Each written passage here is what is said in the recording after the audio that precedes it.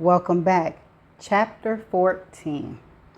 Max, FBI Special Agent Max Bernstein, paced the warden's reception area in a fury. Max was always in constant motion. His mom used to say that he had ants in his pants. Teachers complained that he was disrupted because he never stopped squirming in his chair. One teacher, Mrs. Mathis in fourth grade, begged the principal to let her strap him to the back of his chair. Right now, as always, when he entered a new space, Max paced the room like a dog getting used to his surroundings. He blinked a lot. His eyes darted everywhere except to the eyes of another human being. He chewed his fingernails. He looked deceived in his oversized FBI windbreaker. He was short of stature with a thick steel wool head of hair he could never quite comb into place on the very few times a year he tried.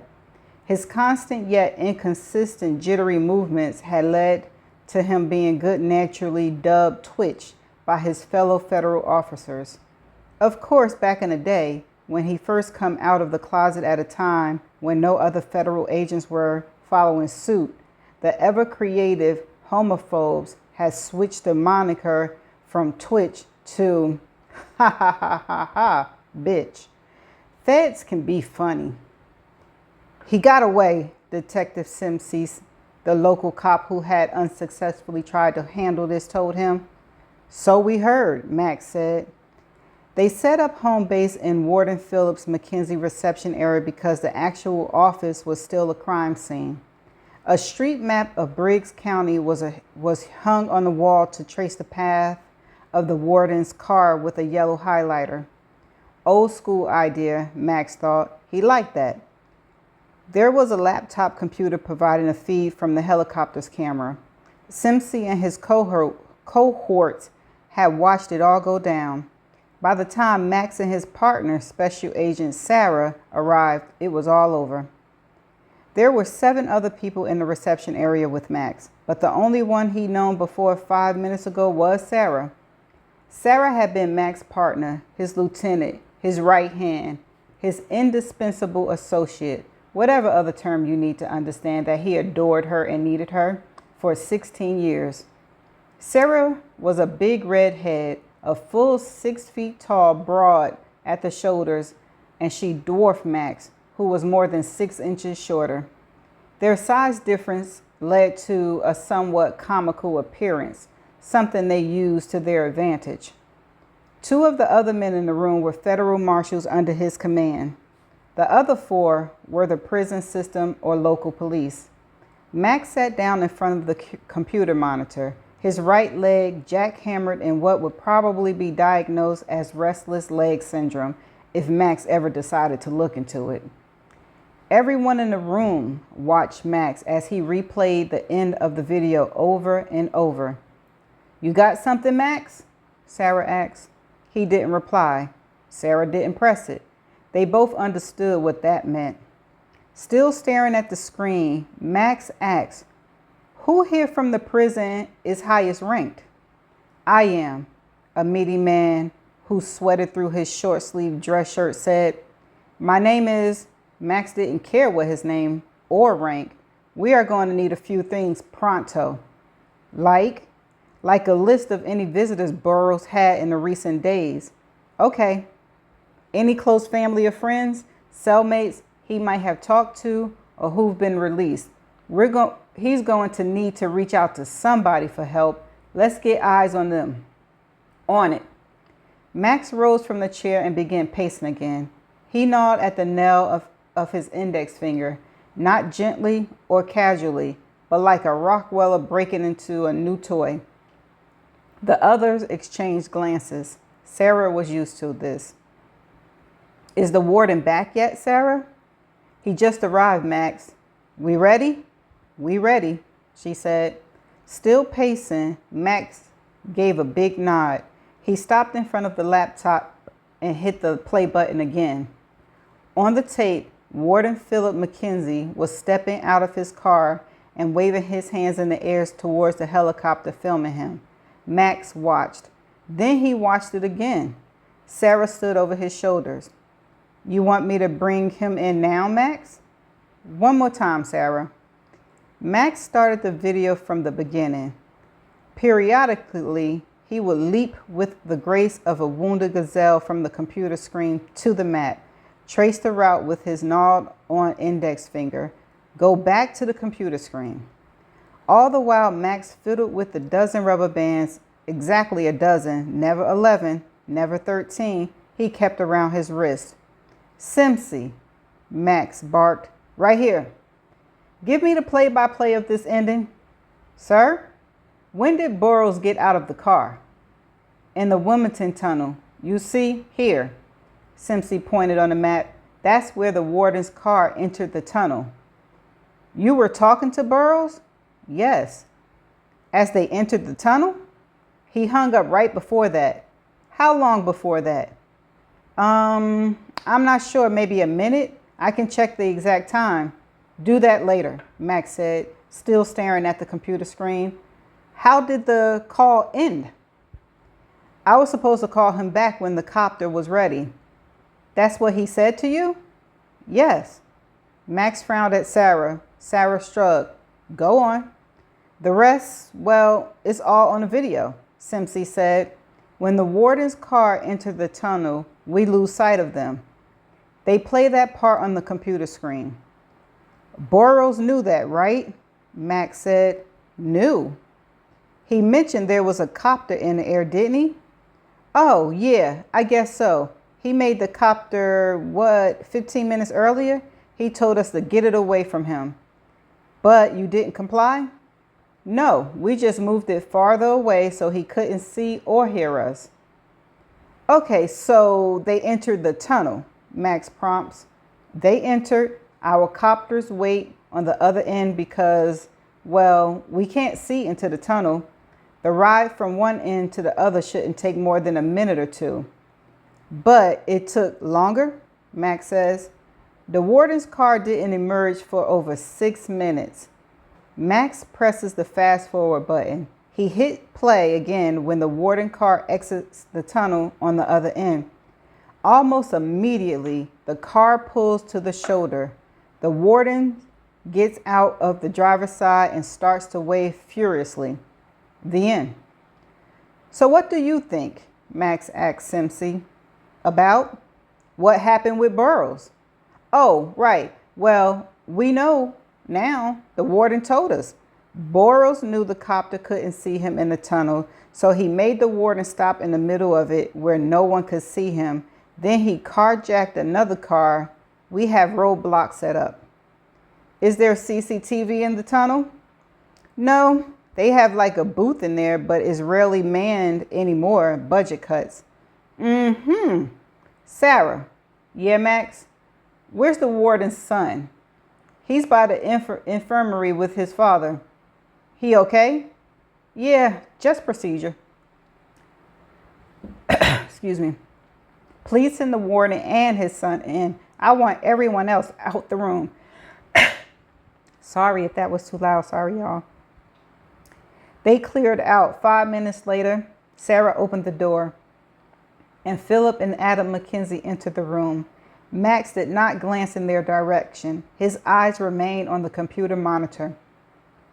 "Tough day, huh, guys?" "You can say that," Philip said. The warden stepped toward Max and stuck his hand out. Max pretended like he couldn't see it. He bounced bumper pool style between the television screen and the map. "How did he get the gun?" Max asked. Philip cleared his throat. "He took mine when I wasn't expecting it.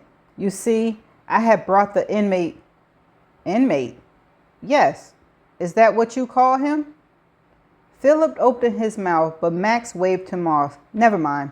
Detective Simpsy filled me in on all of this.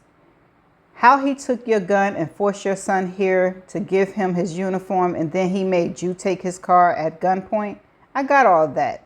Max stopped, stared at the map, frowned. "What I meant to ask is," Max continued, "why are you lying to me?" The silence filled the room. Philip stared at Max, but Max still had his back turned.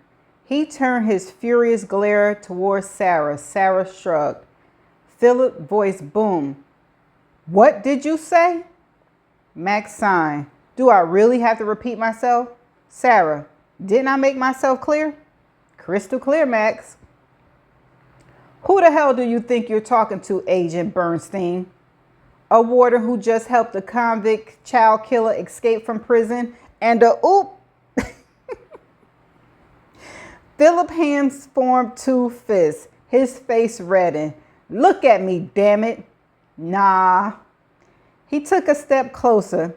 When you call a man a liar, you better be ready to look him in the eye. Max shook his head. I never bought that. Bought what? That look me in the eye stuff. Eye contact is so overrated. The best liars I know can look you straight in the eye for hours on end. It's a waste of time and energy maintaining eye contact. Am I right, Sarah? As rain, Max. Warden, Max said. What? This is going to be bad for you. Very bad. Nothing I can do about that. But for your silent son here, there may be a sliver of daylight. But if you keep lying, I'll bury you both. We've done that before, haven't we, Sarah? We enjoy it, Max. It's kind of a turn on, Max said. I sometimes take moments like this, Sarah said, and then I use it as foreplay. Feel my nipples, Sarah, Max said, jutting his chest out towards Sarah. They're hard as pebbles. I don't want to get written by HR again, Max. You used to be fun, Sarah. Maybe later, Max, when we throw the cuffs on them. Philip pointed at Max, then Sarah. You guys finished? You crashed the car through the gate, Max said. Yes.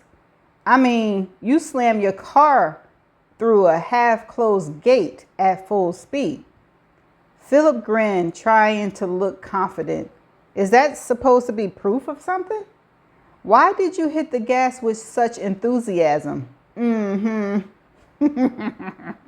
Because a desperate inmate was pointing a gun in my face. You hear that, Sarah? I'm standing right here, Max. Big Phil was scared. Who wouldn't be? Mackenzie countered. The inmate had a gun. Your gun. Yes, the one that your secretary says you never wear and never keep loaded. She's wrong. I keep it holstered under my jacket so people don't see it. So discreet, Sarah said. Yet, Matt continues, Burroughs managed not only to see it, but to pull it free and threaten you both with it. He caught me off guard, Philip said. You sound incompetent. I made a mistake. I let the inmate get too close. Max smiled at Sarah. Sarah shrugged. You also keep calling him inmate, Max said. That's what he is. Yeah, but you know him, right? He's David to you, no? You and his father are old buddies. Your son here, the so far silent Adam, grew up with him. Am I right? A flash of surprise hit the warden's face, but he recovered fast. That's true, Mackenzie said, standing up a little straighter. I'm not denying it. So cooperative, Sarah said. Isn't he, though? And that's why, Philip began. Wait, don't tell me. That's why Burroughs was able to get close enough to get a gun your secretary swears you never wear. Or load, Sarah added. Or load. Thanks, Sarah. Yet somehow Burroughs was still able to reach into your jacket, unsnap your holster, and pull the loaded gun free while two of you stood and did nothing? That pretty much it, Warden? Adam spoke for the first time. That's exactly what happened. Whoa, it speaks, Sarah. Maybe he shouldn't, Max. Agree. Let me ask you another question, Warden, if you don't mind. Why did you visit David Burroughs' father's yesterday? Oh, Max is good. Philip looked stunned. Sarah, do you want to fill the warden in? Sure, Max. She turned towards Philip. You took the 8:15 flight on American Eagle to Boston yesterday morning. Flight 302, in case you're interested. Silence. I can see the gears a whirling in his head, Sarah. Can you, Max? Max nodded. He's wondering, should I admit I visited my old buddy Lenny Burrows, or should I claim I was in Boston for another reason? He wants to do the latter, of course, but the problem is, and you know this, Warden, if you lie about it, you have to wonder if Sarah here will be able to track down the Uber or taxi you took from Logan to Burrows' house in Revere. Or vice versa, Max, Sarah added. Right, Sarah, or vice versa. The taxi you took back to the airport. And before you answer, let me just warn you, Sarah is damn good. Oh, thanks, Max. No, Sarah, I mean it. You're the best. You're making me blush, Max. It looks good on you, Sarah. Max shrugged his shoulders and turned toward the Mackenzie. It's a tough choice, Warden. I don't know what I'd do. Philip cleared his throat. I was in Boston visiting a sick friend. There's nothing wrong with that. Max took out his wallet and smiled. Dang, Sarah, you were right. She put out her palms. $5. I only have 10. I'll give you change later. Max handed her a $10 bill. Philip plowed ahead. You're right, of course. I'm close to David, and he's been acting irrational lately. So yes, I wanted to speak to his father about it. Like I said, Lenny and I, we go way back. Wait, let me guess. Max held up his hand. You brought his son here today for that very reason. Because Adam and David were close, and David was acting so irrationally. As a matter of fact, yes. Max grinned and held out his palm. Sarah frowned and handed him back the $10 bill. Do you two think you're funny? Philip snapped. We're not called the FBI, Desi and Lucy for nothing, are we, Sarah? Mostly we're called that because I'm a redhead, Max, not because we're funny. Max frowned. Seriously, Sarah? But I've been working on a modern rendition of Babalu. There was a knock on the door. The meaty prison executive and Simpson stepped into the room. The executive said David Burrows had only one visitor during his entire incarceration, his sister-in-law. Her name is Rachel Anderson. She was here yesterday and the day before. Wait, Burrows' only visitor came yesterday and the day before? Max put his hand to his chest. Gasp. Oh, gasp. Another coincidence, Sarah. The world is full of them, Max. It's full of something, Sarah. What say you, Warden? This time, Philip stayed quiet. Max turned back to the meaty guy. Do you know where the sister-in-law is staying? Probably the Brigg Motor Lodge. The majority of our visitors stay there. Max looks towards Simpson. Simpson said, I'm on it. Meaty exec added, she might also have stayed at the Hyatt by the factory outlets. Whoa! Max's head spun around like someone had pulled it on a string. He did his jitterbug step back to the map. The room fell silent. Max studied the route. Then he jumped back to the computer monitor. Bingo, Sarah. What, Max? Simpson. The detective stepped forward. I'm right here. You said Burrow was on the phone call right before they entered the tunnel, right? Yes. And Burrow initiated that call. Yes. He asked for 5 minutes and called me back. What time was that exactly? Check your phone. 8:50. So the car would have been, Max found it, here on Green Street, which would have been right before they hit the mall's underground parking lot. He turned to Philip. Why did you drive through that underground garage, Warden? Philip glared at him. Because the inmate told me to, at gunpoint. Max leaped back toward the map. He pointed at the Lammy Outlet Center and traced over the nearby vicinity. Sarah, you see what I'm saying? The train station, Max. Max nodded. Simpson? what? Stop the trains. And if any pull out after 8:50, I want them boarded. Let's get every cop we can over to that mall. Roger that. That's the end of chapter 14. I am liking Max. He is straight to the point. He put Warden Phillips in the hot seat. And I totally didn't expect for the questions to come that fast. I really thought that they were going to be able to stretch out the escape a little longer and then have an aha moment, but not with Max and Sarah. They did their homework. They didn't believe Warden one bit. But to be completely honest, they plan did sound jacked up. Like, did you really think you was gonna get away with this?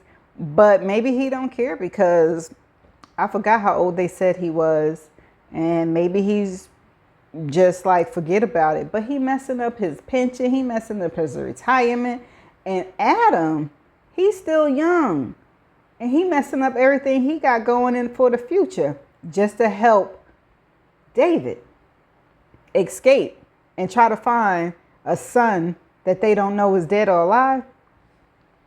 Child. Well,